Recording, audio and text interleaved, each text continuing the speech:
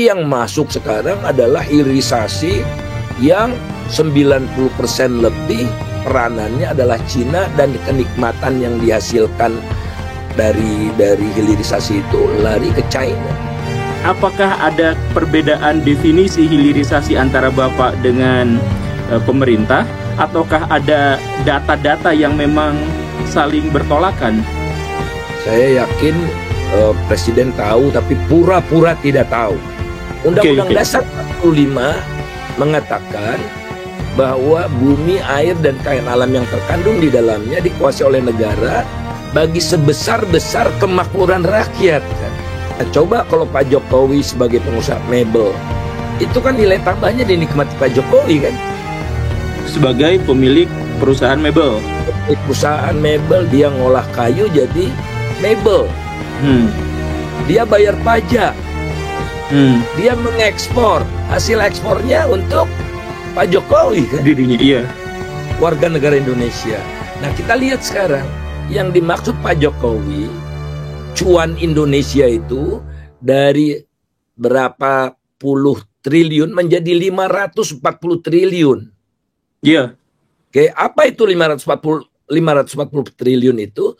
Adalah nilai ekspor oleh perusahaan smelter yang hampir 100% dari China. Ya, uang hasil ekspornya kan ke China kan? Oh, jadi yang melakukan hilirisasi dalam hal ini Cina. Saya katakan kan di tulisan saya bahwa Pak Jokowi itu telah melakukan berulang kali penyesatan publik. Dan saya berani mengatakan itu dan mempertanggungjawabkannya, dibawa ke pengadilan pun siap. Waduh. Karena saya ngerti sekali Pak Jokowi itu tahu tapi pura-pura tidak tahu. Gampangnya gini, Guru. Biji nikel nilainya 10, ferronikel hasil dari smelter nilainya 40 misalnya. Maka terjadilah peningkatan nilai tambah kan? Dari 10 ke 40. 30. Nah, 30 ini dinikmati oleh siapa, Guru? Pertama, pengusahanya kan? Pengusahanya 90% lebih dari China. Maka keuntungan dari pengusaha itu ya dibawa ke China. Kedua, siapa yang menikmati nilai tambah itu? Pemilik modal, yakni bank. Bank meminjamkan ke perusahaan smelter itu 100% banknya dari China. Bahkan banknya pun dari China. 100% modalnya dari China, sehingga pembayaran bunga pinjaman dari perusahaan itu larinya 100% ke China kan. Ketiga, teknologi, kan pakai teknologi. Teknologi itu kan bayar patennya. Disebut patent fee. Fee-nya untuk patent. 100% teknologinya dari China. Ya, patent fee-nya 100% lari ke China. Ada dua lagi komponen nilai tambah itu.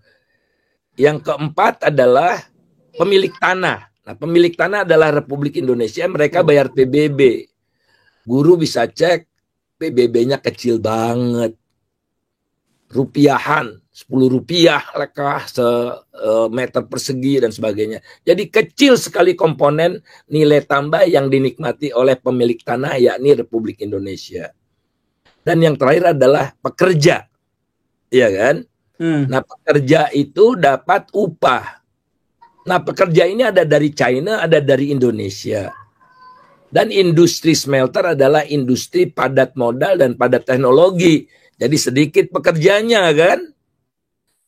Dan pekerja China dapat upah 17 sampai 54 juta per bulan. Rata-rata pekerja Indonesia 7 juta. Nah, jadi kan ternyata hitung-hitungan saya 90% itu kekecilan. 95% lebih lari ke China itu. Saya sudah bertemu dengan Pak Luhut. Dia tidak bisa menyangkal pandangan-pandangan saya. Sebaliknya saya bisa menyangkal seluruh pandangannya. Di akhir pertemuan saya dengan Pak Luhut mengatakan, kalau gitu smelter Cina untungnya banyak juga ya. Ini orang pura-pura tidak tahu apa, naif gitu. Dan belum lagi, Guru, ada penyelundupan yang 5,3 juta ton itu. karena guru, kalau barang itu dilarang, seperti narkoba dilarang kan? Iya, betul. Pasti ada pasar gelapnya kan? Sampai ke penjara-penjara itu. Nah, itu dia. Kalau dilarang, permintaan di luar negeri ada yang nyelundup. Dan yang menyelundup itu petinggi-petinggi. Erlangga Hartarto misalnya. Waduh, sebut nama, Pak. Menantunya Pak Jokowi, Bobi Nasution. Saya sebut nama. Dan nama itu saya dapatkan dari KPK. Mohon maaf, bisa dipertanggungjawabkan, memang ada sumbernya, ada dasarnya? Dari KPK. Karena saya juga membantu KPK kan. Ini kan kasus korupsi. Kerugian negara ratusan triliun. Dan yang menunjukkan 5,3 juta ton itu saya. Gampang, guru. Jadi kan biji nikel ini dilarang ekspor. Dilarang ekspor kan? Iya. Sehingga data ekspor biji nikel Indonesia itu 0 dari tahun 2020 sampai 2022. Saya kan nggak percaya karena ada sifat setan pada diri manusia, yakni nyelundup.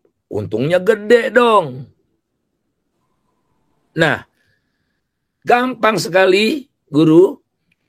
Kita cek di WTO itu ada namanya ITC, International Trade Center.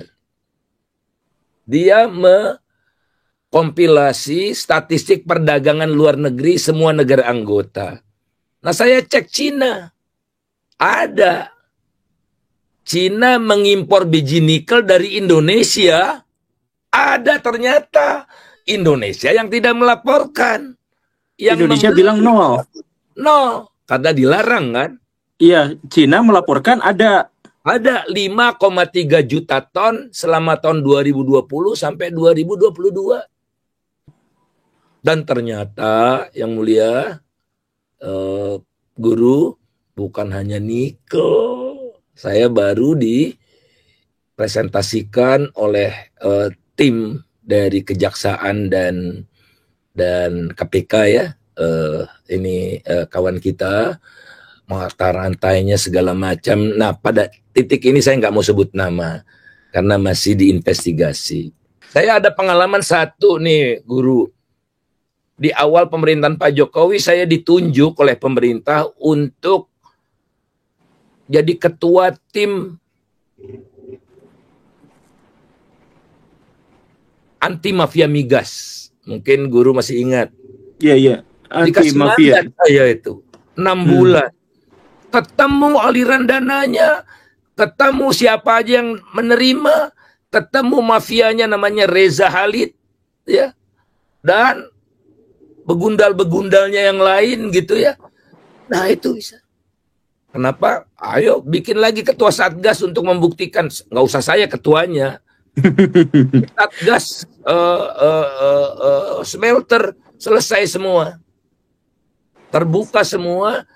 Dikasih yang independen. Waktu itu yang kalau di Satgas Migas itu auditornya dari Australia. Dan dibuktikan oleh auditor itu betul adanya kita beli minyak dengan harga yang di atas yang harga pasar begitu.